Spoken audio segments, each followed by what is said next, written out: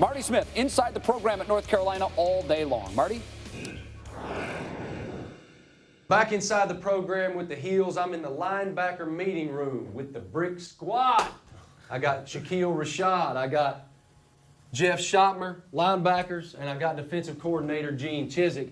Boys, thanks for having me. I even got my own playbook for Clemson here. Be careful what you do with that. Sorry, I'm going to take it home.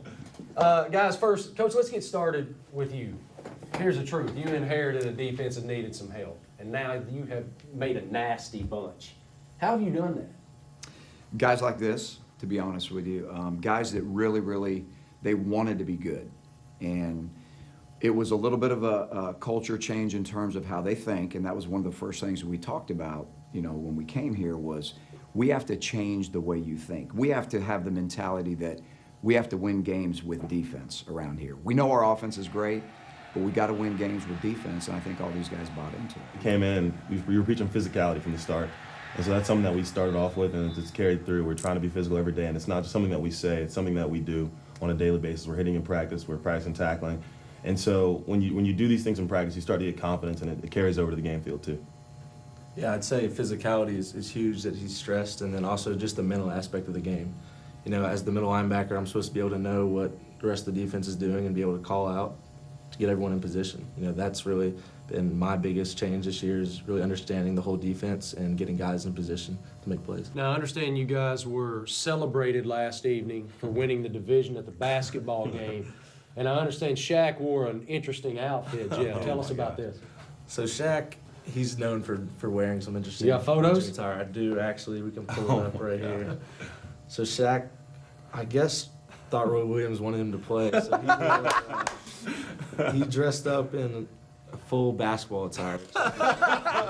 Holy cow. You think Coach Williams is looking down the bench going, man, I need another 4. Where's Shaq?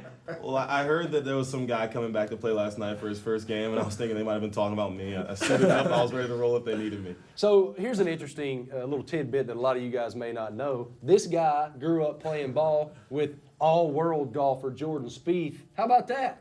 It's pretty cool. He's doing well for himself right now. He's doing all right, man. Doing well. He's won a couple tournaments. How often do you guys chat?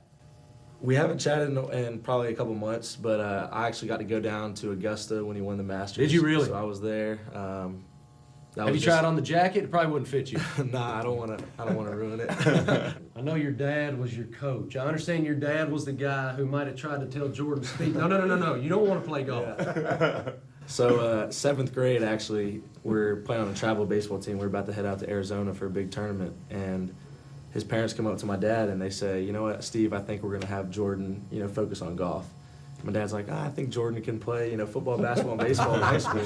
And so my dad's like, all right, and they're like, we're going to have him play golf, and then that's the end of it. Really. Coach, sometimes it's best, right, to just keep your opinion out of it, right? Don't say a word. Don't say a word.